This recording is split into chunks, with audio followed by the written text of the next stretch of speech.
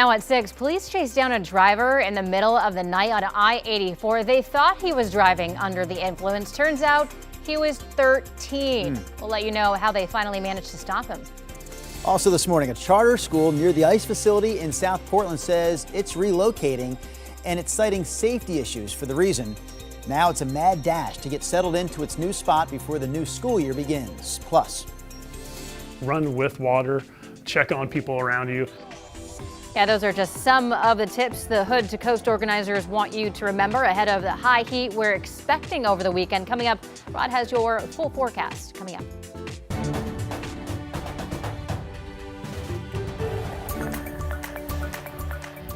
Good morning, and thank you for joining us on your Thursday. I'm China Green. And I'm Drew Carney. Rod Hill, we are calling this the biggest headline in the morning, the big heat wave that starts tomorrow. You've got all the details right there behind you. Yeah, on paper, this looks to be number one, the longest heat wave we've had so far this year. And number two, we expect the hottest temperatures overall that we have seen this year by at least a degree or two, I think, in many locations over the last one that went 3 days. So the National Weather Service has an extreme heat warning up for the valley that is from Cottage Grove south of Eugene all the way up through Clark County and then in the gorge through Hood River. This starts tomorrow at 11 a.m., so the heat of the afternoon for your Friday, and extends all the way through Monday night. So during that stretch of time, every single day in the main Portland-Salem metro will at least be mid-90s with some of the hottest days, which are expected to be tomorrow and Saturday. Could be as toasty as 103 degrees. Other areas like Kelso, Longview, you are in a heat advisory, which means you're expected to be well up into the 90s, but not expected to reach 100. More on all of that coming up. Here's where we are right now. Beautiful morning. Look at that. Perfectly blue from the Salem Tasting Room camera out in Sherwood. 52 degrees there. Similar scene from the top of the Wells Fargo building looking at Mount Hood from downtown Portland. We're at 58 degrees. It's a comfortable morning. Now this afternoon, think about this. It's been a week of mainly 70s and then just getting up into the low 80s. So today you'll notice the warm up, 75 at noon and 89, maybe 90 where you live. And then we get into the extreme heat starting tomorrow afternoon. Your complete forecast coming up. Thank you, Rod. Hey, hey, ho, ho. PSC is long to go. Hey, hey. In Evergreen Public Schools, some workers have bargained for a new contract for a month. Still no deal has been reached, and now those employees will decide today whether or not to go on strike. So just to be clear, we're not talking about teachers in this case. These are described as classified staff members, paraeducators, maintenance workers among them. Sunrise reporter Thomas Schultz joins us live outside Harmony Elementary in Vancouver. Thomas, that spot that you're in this morning, that's exactly where this union is going to vote today on whether or not to strike. Yeah, that's exactly right, guys, and it's just a couple of hours away. Those union members are going to show up here at Harmony Elementary beginning at 8 o'clock this morning, voting all throughout the day. Now, yesterday they were rallying outside Evergreen Public School District headquarters. They also say that bargaining yesterday didn't go well. So today they're going to make a decision whether to strike or whether to agree to a new contract. Union members tell me they've bargained with the district since March, and there's a couple of big things they're still looking for: higher wages and safer working conditions. We work with a lot of, unfortunately, dysregulated and behavior students, and so a lot of times we're getting injured and employees are having to go on workers' comp. People are passionate about the work they do, but they can't afford to keep doing this job.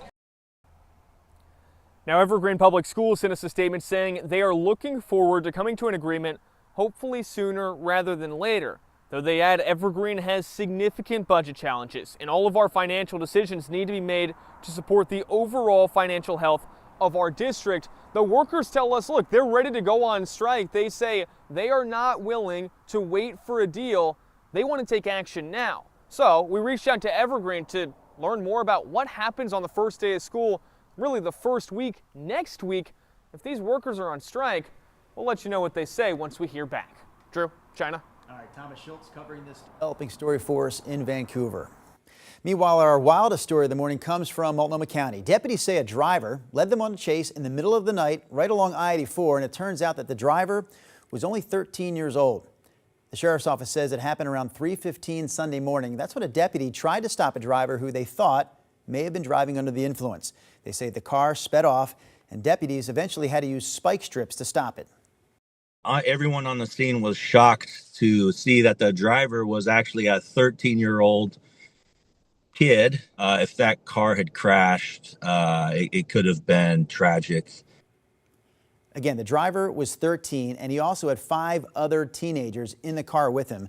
Police say 2 of those others were reported runaways. No one was hurt. The 13-year-old faces several charges, including reckless driving and eluding a police officer. The driver accused in a crash that killed a coach and player from the Umpqua Community College softball team has pleaded guilty to manslaughter and assault charges and could face up to 10 years in prison. The crash happened in Coos Bay back in April while the team was traveling back from a game. Freshman Kylie Jones and head coach Jamie Strins were killed. Police say that Jonathan Dowdy crossed the center line of Highway 42, hitting the team bus head-on. A motorcycle rider died after colliding with a car on Northeast Marine Drive. Portland police tell us this happened just after 4 o'clock yesterday afternoon near 158th Avenue. First responders tried to save the person on the motorcycle, but they died at the scene. There's no word yet on what caused the crash. Copper theft is on the rise locally, and it turns out Oregon and Washington are the top states in the country when it comes to this crime. According to internet provider CenturyLink, people are cutting cables and stealing the copper from inside the rubber casing. They say it's happened more than 370 times in Washington this year and 140 times in Oregon. That's way up from about 80 incidents in Oregon last year. And every time a cable is cut, there's an outage affecting anywhere from 10 to 100,000 customers that rely on it for internet and phone service. My fear is at this rate, eventually it's going to cause a death, not contribute to it. It's going to cause a death because someone can't get help. Some of this is narcotics driven. A large majority of it is by groups of people who are looking for a way to get their next fix. Right now, copper is worth about $4 a pound. And to try to put a stop to theft, CenturyLink is now moving away from copper in favor of less profitable materials. They're also adding GPS trackers to cables in trouble spots. And when people go to sell the metal, state law requires scrap dealers to wait 3 days to reimburse people to try to give them time to trace its origin. Our Blair Best went inside a Portland recycling plant to see what steps they're taking to make sure that they aren't buying stolen metals.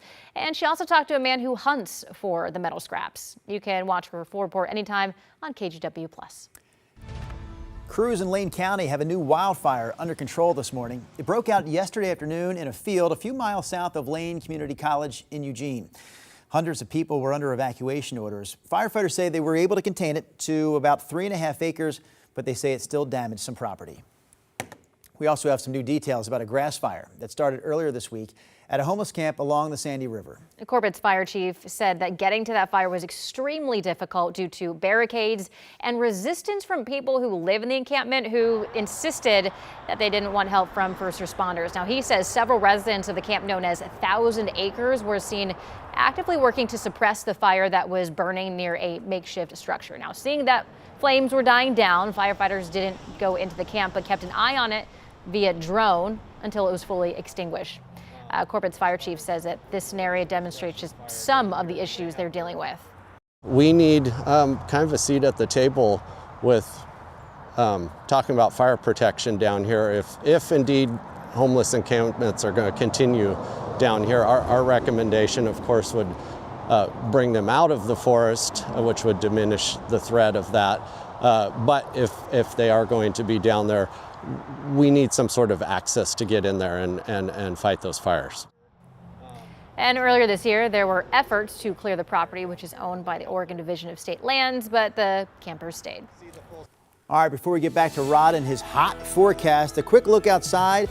Woodburn, the location here, the Wooden Shoe Tulip Farm, which isn't doing tulips this time of the year, they're doing summer flowers. This is the second year the farm is putting on a summer flowers event. It wraps up this weekend, so you have a few more days to check it out. It's been going on Thursdays through Sundays. So again, you've got 4 days left to check out the Summer Flowers event at the Wooden Shoe Tulip Farm there in Woodburn.